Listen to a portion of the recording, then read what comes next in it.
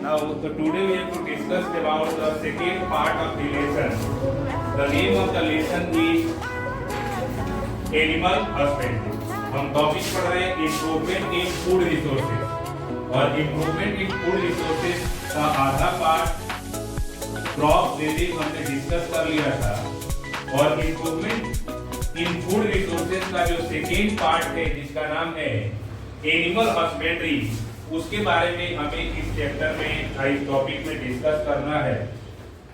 तो animal husbandry, the rearing of animals for our benefit, हम अपने प्रॉफिट या अपने फायदे के लिए जानवरों को पालते हैं, उसे पशुपालन कहा जाता है और इंग्लिश में बोला जाता है एनिमल हस्बेंड्री। एनिमल हस्बेंड्री में आप डिस्कस करेंगे कि कौन कौन से जानवरों को हम पालते हैं। तो उसमें आपको मिलेगा कि हम काऊ पालते हैं, बुफेलो पालते हैं, गोट भी पालते हैं, बी कीपिंग करते हैं, पोल्ट्री फार्मिंग करते हैं, फिश कीपिंग करते हैं, सेरीकल्चर करते हैं। ये कुछ different types of the ways है एनिमल हस्बेंड्री का, उसे ही हमें एक एक करके डिस्कस करना है। तो आप टॉपिक बनाएंगे एनिमल हस्बेंड्री आज का, ठीक है। लिखिए animal husbandry.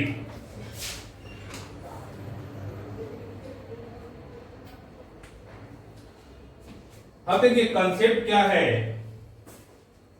Animal husbandry, dash करके लिखिए this is the management and this is the way of management and this is the way of management and care of animals, care of animals, care of animals by human, care of animals by human for profit, for profit, for profit. तो देखिए animal husbandry is a type of way in which we rear the animals, we paid the animals, we care the animals, we manage the animals for our benefit। जैसे कि आपने पढ़ा होगा there are a lot of species on the world, some of the species are reared by people or humans for their benefit, so that type of the technique is also a part of agriculture। So animal husbandry is what? This is a part of agriculture in which we rear the animals for our benefit। Some of the animals give egg, some of the animals give flesh, some of the animals give skin, some of the animals is used for physical work। जैसे मान लीजिए कोई बैल पालता है, तो बैल दूध तो देगा नहीं, या बैल भी दूध देता है? नहीं, बैल दूध नहीं देता, ठीक है। तो बैल का इस्तेमाल क्या है? प्लोइंग करना, खेतों की जुताई के लिए इस्तेमाल करते हैं। कोई झोटा पालता है, झोटा बोलते हैं, झोटा बोलते हैं, क्या बोलते हैं, ठीक है, भैंसा को बोलते हैं शायद, ठीक है, उसको पालता है तो वो तो दूध देगा नहीं, ठीक है। तो ये जो होता है अपने बेनिफिट के लिए हम किसी भी टाइप ऑफ एनिमल को पालते हैं, उसे ही हम एनिमल हस्बेंड्री के नाम से जानते हैं, ठीक है। क्लियर, आगे बढ़े। अब देखिए एनिमल हस्बेंड्री होता कितने टाइप का है। तो एनिमल हस्बेंड्री नोट कीजिए, एनिमल हस्बेंड्री में सबसे पहला कंसेप्ट होता है कैटल फार्मिंग, दूसरा होता है पोल्ट्री फार्मिंग, तीसरा होता है एग एंड ब्रॉयलर प्रोडक्शन और चौथा होता है फिश प्रोडक्शन, पांचवा होता है मेराइन प्रोडक्शन, छठा होता है इनलैंड फिशरी और सातवां होता है बी कीपिंग, बी कीपिंग।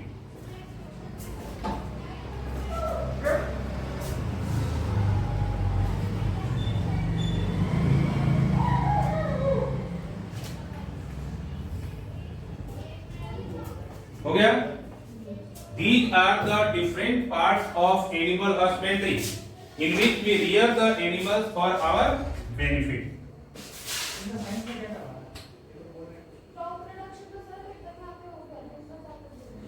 दूसरा चैप्टर का आपको करवाइए क्वेश्चन आंसर, ठीक है। मैं अभी क्लास लूंगा 5 बजे से दोबारा।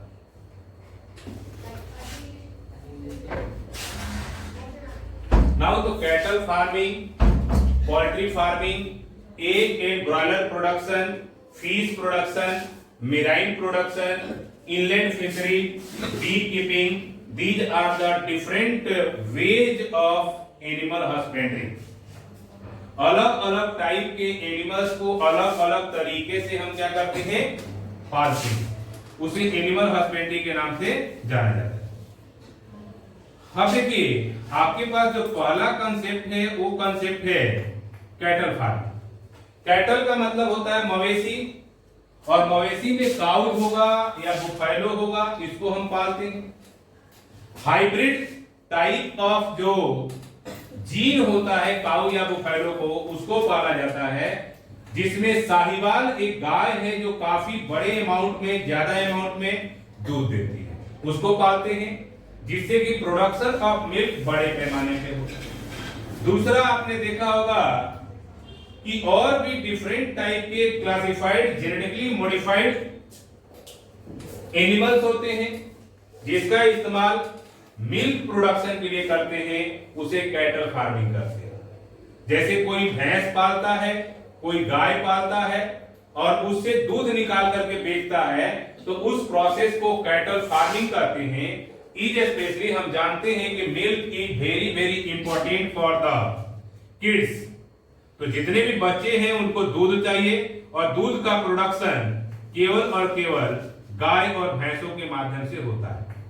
यहां पे दिखाया गया है इमेज ऑफ कैटल फार्मिंग। ये देखिए एक साहिवाल टाइप ऑफ गाय है जिसे जर्सी गाय कहा जाता है।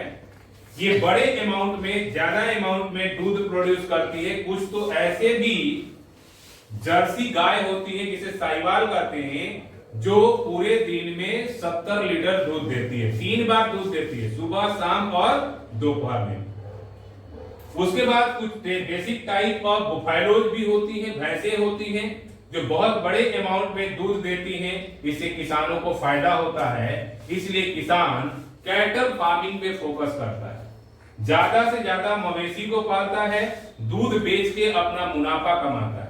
This is also a type of business now A days. आपने देखा होगा बहुत सारी डेयरी खुली हुई है।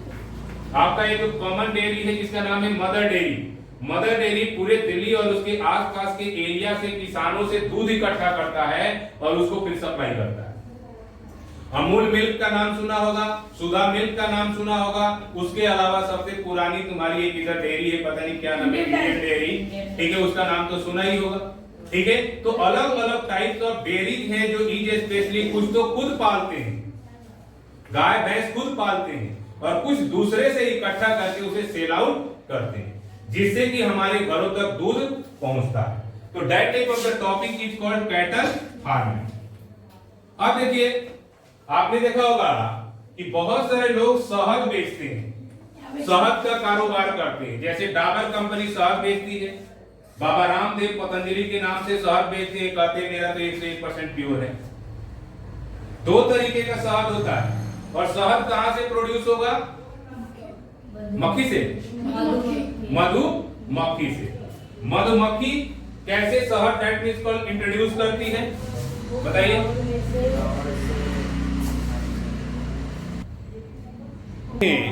B keeping is also a type of animal husbandry, जिसमें हम मधुमक्खियों को पालते हैं और उन मधुमक्खियों से शहद प्राप्त करते हैं। ये आप देख सकते हो, ये मधुमक्खी का छत्ता होता है, ठीक है। इसमें क्या होता है, मधुमक्खी अपना घर बनाती है, ठीक है, और इसके अंदर क्या होता है, शहद इकट्ठा हो जाता है। शहद कहां से आता है? जितने भी फ्लावरिंग प्लांट है उन फ्लावर्स के नेक्टार को, जूस को दैट मींस को ये इकट्ठा करती हैं और इस पे भरते चली जाती है, जिसकी वजह से इसमें शहद दैट मींस को इकट्ठा हो जाता है। आप देख सकते हो 2 तरीके का छत्ता हमारे पास है, एक ये ब्लैक कलर का और एक जो है इसमें अभी भी शहद है, देखो, सुन के देखो, मीठा लगेगा, ठीक है। This is original type of honey, ठीक है, नेचुरल हनी है। हनी भी दो तरीके का होता है, एक हनी होता है जो नेचुरल होगा ना, उसमें आग लगाओगे तो आग नहीं लगेगा, वो जलेगा नहीं। लेकिन जो आर्टिफिशियल हनी होगा ना, उसको जलाओगे तो वो जल जाएगा। ये मेरे कॉलेज में मधुमक्खी ने छत्ता लगाया था, वो गिर गया था, तो उसको मैं पैकेट बना के उठा लाया। उस समय काम ड्राई हो गया। तो इस तरीके से बी कीपिंग करते हैं। बी कीपिंग के लिए क्या होता है, छोटे छोटे बॉक्सों में एक टाइप ऑफ एपिस टाइप की जो मधुमक्खी होती है उसको पाला जाता है। आप देख सकते हैं ये मधुमक्खियों का घर है, ठीक है। इसमें मधुमक्खी क्या करती है, नेक्टार इकट्ठा करती है, शहद इकट्ठा करती है और शहद लाकर के इसमें भर देती है। उस शहद को हम निचोड़ते हैं तो शहद मिलता है, ओरिजिनल शहद होता है, नेचुरल शहद। आज के डेट में मिलावट का जमाना है, आर्टिफिशियल शहद चीनी मिलाकर के लोग घोल के दे देते हैं और बेचते हैं मार्केट में, ओरिजिनल शहद हमें नहीं मिलता। तो bee keeping is also a type of animal husbandry in which we kept the bee for the production of honey, yo Honey Singh, ठीक है। तो हनी क्या होता है, शहद। कुछ लोग अपना नाम ही रख लेते हैं हनी सिंह, शहद सिंह रख लो इससे, ठीक है। नाउ तो इसे हम बोलते हैं is specially what, bee keeping. अब बी कीपिंग के बाद जो अगला टर्म आता है उसे बोलते हैं पोल्ट्री फार्मिंग। आपने देखा होगा कि आज के डेट में हमारी जनसंख्या काफी बढ़ रही है और जनसंख्या बढ़ने के कारण हमें बड़े अमाउंट में, बड़े पैमाने पे किस चीज की आवश्यकता है, चिकन की। नॉन वेजिटेरियन जो लोग हैं वो चिकन चाहिए ना उनको। अब इतने बड़ी जनसंख्या को चिकन कहां से पूरा करेंगे, तो उसके लिए पोल्ट्री फार्मिंग होता है। पोल्ट्री फार्मिंग में हम क्या करते हैं, बॉयलर से एक से चूजे निकालते हैं और चूजे को फिर बड़ा कर देते हैं 1 महीना के अंदर, एक टाइप ऑफ हार्मोन दे करके। तो हम क्या करते हैं पोल्ट्री फार्मिंग में, raising of domesticated birds such as chicken, ducks, turkey and geese, इसको बड़े पैमाने पे हम क्या करते हैं, प्रोड्यूस करते हैं, जिससे कि हमारे देश की जनसंख्या की जो रिक्वायरमेंट है, खास करके नॉन वेजिटेरियन लोगों का, वे पार्टी करेंगे, क्या खाएंगे, चिकन, ठीक है। एक एनिमल दूसरे एनिमल को खाता है, ये तो शुरू से ही आ रहा है, ठीक है। वी आर आल्सो एनिमल, और हम लोग किसी को खाते हैं, दूसरे एनिमल को खाते हैं, ठीक है। तो that is a process is called poultry farming. Poultry farming का एक और बेसिक फायदा है कि पोल्ट्री फार्मिंग में एग का भी प्रोडक्शन होता है। और आपने पढ़ा होगा कि सिल्वर रेवोल्यूशन एग के प्रोडक्शन के लिए ही आया था, जिसका मेन मकसद था ज्यादा से ज्यादा एग का प्रोडक्शन हमारे देश में हो और सभी लोगों को एग मिल जाए, क्योंकि egg is a source of protein and chicken is also a source of protein, ठीक है। इसलिए चिकन फार्मिंग और उसके साथ साथ पोल्ट्री फार्मिंग, ये दो चीजें दैट मींस कॉल्ड लागू की। अब पोल्ट्री फार्मिंग में हम क्या करते हैं, different types of the species होती है मुर्गियों का और मुर्गे का, उसे हम प्रोड्यूस करते हैं।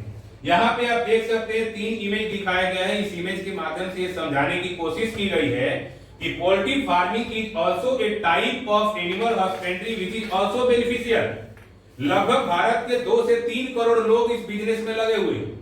कुछ लोग चूजे से मुर्गा बनाने में लगे हुए हैं, ठीक है, आर्टिफिशियल वे से एक टाइप ऑफ हार्मोन दे देते हैं, वो 1 महीना में तैयार हो जाता है। कुछ लोग काट के बेचने में लगे हुए हैं और कुछ लोग खाने में लगे हुए हैं। कुछ लोग ट्रांसपोर्टेशन में लगे हुए हैं, कुछ लोग अंडे बेचने में लगे हुए हैं और कुछ लोग एक दूसरे को बेवकूफ बनाने में लगे हुए हैं। आर्टिफिशियल अंडा दे देते हैं ना। नाउ तो that means we can say that this is the process of poultry farming in which we farm the chickens. उसके बाद है मैरीन फिशरी। देखो fisheries is also a type of animal husbandry in which we rear the fishes for our benefit। आपने देखा होगा बहुत सारे लोग मछली पालन का काम करते हैं, मछली को पालते हैं। मछली पालन 2 तरीके का होता है, inland fisheries and sea fisheries, ठीक है। इनलैंड में क्या होता है, जैसे कोई नदी है, तालाब है, कोई गड्ढा है, उसमें मछली पाल रहे हैं, उसे इनलैंड फिशरीज करते हैं। दूसरा होता है मैराइन फिशरीज, अगर समुद्री इलाके में रह रहे हो तो तो समुद्र से फिश अगर निकाल रहे हो या समुद्र से फिश पकड़ रहे हो तो उसे मैराइन फिशरीज के नाम से जानते हैं। और जब भी कभी आप कोस्टल एरिया में जाओगे वहां पे फिश की कीमत कम होती है, सब्जी की कीमत ज्यादा होती है। अगर आप मुंबई चले जाओगे तो मुंबई आप में आपको 80 रुपए किलो, 80 रुपए का एक पाव भिंडी मिलेगा और 80 रुपए का 2 किलो फिश मिल जाएगा, क्योंकि वहां पर फिश सस्ती है, क्योंकि वो सोर्स ऑफ फिश एरिया है। ज्यादा से ज्यादा फिश को हम पकड़ते हैं, खास करके मैराइन फिशरी। उसके बाद होता है इमेज ऑफ मैराइन फिशरीज। आप देख सकते हो समुद्र में जहाज है और जहाज और अदर वेज के माध्यम से मछलियों को पकड़ा जाता है बड़े पैमाने पे और इसे सेल आउट किया जाता है, खास करके कोस्टल एरिया में।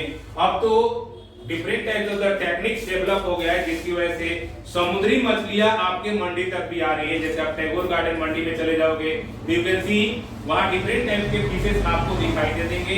अलग अलग फिशेस से कोई फिश तो इतनी महंगी होती है 2000 रुपए किलो।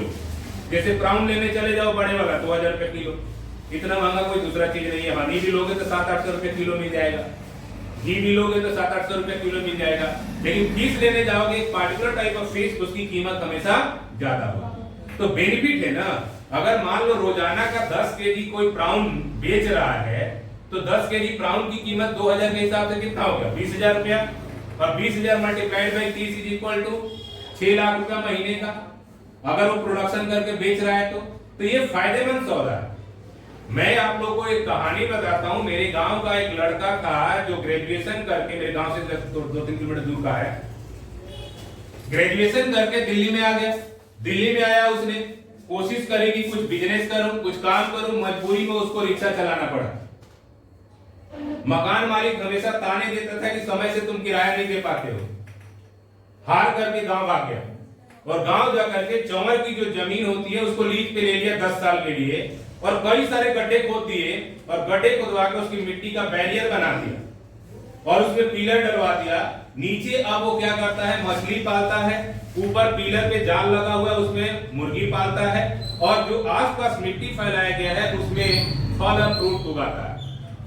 केवल वो दाना किसको देता है, चिकन्स को, मुर्गियों को। वो बीट करती है तो खाना सीधे मछलियों को मिल जाता है, मछली को खाना देने की कोई जरूरत नहीं। और जो बीट सप्ताह में इकट्ठा होता है उसको खाद के रूप में आसपास फैला देता है जो उसका खेत है। अब इस तरीके से किसी भी पर्सन को गांव में शादी होती है तो चाहे वेजिटेरियन हो, नॉन वेजिटेरियन हो, मुर्गा वाला हो, मछली वाला हो, साग सब्जी वाला हो, सब उसी के पास जाते हैं। 80 लाख रुपया सालाना उसका टर्नओवर है। पैसे कहते दिमाग से खेलना। उसने क्या किया, टेक्निक का इस्तेमाल किया और उस टेक्निक के माध्यम से आज वो डेवलप्ड है। ऐसे आप भी कर सकते हो।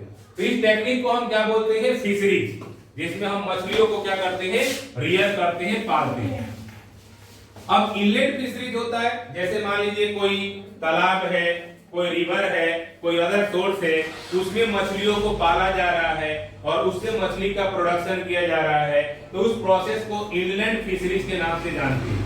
आजकल तो एक मेडिसिन भी आ गया है कि अगर कोई फिश दिखाई नहीं दे रही है तो उसको थोड़ा सा पानी में डाल दो तो जितनी फिश होगी वो सारी सुगंध से वहीं इकट्ठा हो जाएगी। इस तरीके का भी कंटेंट होता है। खास करके यू कैन सी, अगर आप देखना चाहते हो तो बगल में एक्वेरियम लगा हुआ है और उसका दाना है, दाने में वो कलर मिला हुआ रहता है, जैसे ही आप डालोगे देखना उछल के आएगी, उसको सुगंध मिल जाता है। ठीक है, इस तरीके का सिस्टम जो है आज के डेट में डेवलप हो चुका है। सर आपने कहा था कि 1 आधे घंटे में सर हमें ब्लू वाला बॉटल डाल दो। इनलैंड फिशरीज की बात करते हैं तो ये इनलैंड फिशरीज है जो खास करके नदी में, उसके आसपास तालाब है कोई, उसमें अगर हम फिशरीज करते हैं तो उस टेक्निक को बोलते हैं इनलैंड फिशरीज। हिंदुस्तान की बहुत सारी फिश स्पीशीज है जिसमें रोहू है, कटला है, कॉमन कार्प है, सिल्वर कार्प है। ये कुछ स्पीशीज है जिसका प्रोडक्शन आज के डेट में बड़े पैमाने पे किया जा रहा है। ठीक है, जिससे कि बहुत सारे लोगों को रोजगार मिला हुआ है इस फील्ड के माध्यम से। उसके बाद सबसे लास्ट में आते हैं एग प्रोडक्शन के बारे में। आपने सुना होगा कि आज के डेट में बहुत सारे लोग इस व्यवसाय से जुड़े हुए हैं। अंडे का आमलेट बना के बेच रहे हैं और मोदी जी कहते हैं ये रोजगार है। इसे रोजगार नहीं बोलते, इसे जीविका बोलते हैं। अंडे का आमलेट बना के बेच रहे हैं, अंडा उबाल के बेच रहे हैं, उसके साथ साथ अंडे का फ्राई कर रहे हैं और उसके बाद एक रोल भी बना रहे हैं, अंडे का रोल, एक रोल। तो बहुत सारे जगहों पे एक का यूटिलाइजेशन है और डे टू डे लाइफ में हम एक का यूटिलाइजेशन करते हैं। तो एक का प्रोडक्शन भी बड़े पैमाने पे आज के डेट में हो रहा है, क्योंकि हिंदुस्तान एक ऐसा देश है जिसकी जनसंख्या 142 करोड़ है और 142 करोड़ जनसंख्या का पेट भरने के लिए केवल क्रॉप्स की पूरी तरीके से कंप्लीट नहीं कर सकते। तो उसके लिए animal husbandry is also important. Egg का प्रोडक्शन, मिल्क का प्रोडक्शन, हनी का प्रोडक्शन, फिश का प्रोडक्शन, इन सभी चीजों को कंबाइनली एक कॉमन नेम दिया जाता है और उसे कहा जाता है एनिमल हस्बेंड्री। ठीक है, तो एक भी दो तरीके का होता है। एक जो होता है उसे देसी अंडा कहते हैं और एक चालानी अंडा बोलते हैं। देसी अंडा हमेशा महंगा होता है, उसमें प्रोटीन का अमाउंट भरपूर होता है, बट आज के डेट में जो अंडा आ रहा है वो चाइनीज अंडा है, स्पेशली उसमें बहुत कम अमाउंट में न्यूट्रिएंट्स होते हैं और उसकी कोई एवेल्युएशन कॉस्ट नहीं होती है। ठीक है, तो डिफरेंट टाइप्स के एग्स होते हैं। शुतुरमुर्ग का अंडा सबसे बड़ा अंडा होता है, 2000 रुपए का एक अंडा मिलता है। ठीक है, उसमें प्रोटीन की मात्रा ज्यादा होती है और उसका इस्तेमाल किया जाता है मेडिसिन बनाने के लिए। प्रोटीन के जो भी मेडिसिन बनते हैं शुतुरमुर्ग के अंडे से ज्यादा बनते हैं और उन अंडे का इस्तेमाल सन सिल्क जो एक शैम्पू है उसमें भी किया जाता है, जिससे कि उसमें प्रोटीन आ जाए। बालों को मजबूत रहने के लिए, अच्छा रहने के लिए प्रोटीन चाहिए, तो बहुत सारी औरतें और लड़कियां क्या करती है, शैम्पू से नहाती है क्योंकि उनको बालों से ज्यादा लगाव होता है। औरतों को बालों से और सोना से बहुत ज्यादा लगाव होता है। आज के डेट में ब्रॉयलर प्रोडक्शन हो रहा है बड़े पैमाने पे। अंडे को क्या किया जाता है, फर्टिलाइज कर दिया जाता है आर्टिफिशियल वे से। अंडे से चूजे निकलते हैं, उस चूजों को हार्मोन्स की मदद से 1 महीना में ही मुर्गा बना दिया जाता है और आपकी थाली तक पहुंचा दिया जाता है। ये मेथड होता है जिसके माध्यम से बहुत बड़े पैमाने पे ये कारोबार, जिसे हम बोलते हैं पोल्ट्री फार्मिंग सिस्टम, वो बड़े पैमाने पे चल रहा है। इसे ब्रॉयलर प्रोडक्शन के नाम से जाना जाता है। ठीक है, ये हमारे पास ब्रॉयलर प्रोडक्शन को शो किया जा रहा है, जिसमें अलग अलग टाइप के स्पेसीज हैं जिसको that means called broiler production के माध्यम से प्रोड्यूस किया जाता है। ये चूजे हैं, चूजे कब हेन बन जाएंगे आपको पता नहीं रहेगा। It may be in 1 month, 1 महीने में भी एक आर्टिफिशियल हार्मोन की मदद से क्या किया जाएगा, ये डेवलप कर जाएंगे। ठीक है, तो चूजे क्या हो जाएंगे, डेवलप हो जाएंगे हेन के फॉर्म में विद इन 1 मंथ, 1 मंथ में। क्योंकि एक टाइप ऑफ हार्मोन जिसे डेवलपिंग हार्मोन कहा जाता है वो उनके खाने में, पानी में दे दिया जाता है, जिसकी वजह से चूजे 1 महीने में ही मुर्गा बनकर के तैयार हो जाते हैं। ठीक है, इस प्रोसेस को स्पेशली नाम दिया जाता है animal husbandry. So animal husbandry is also a type or part of agricultural practices which plays an important role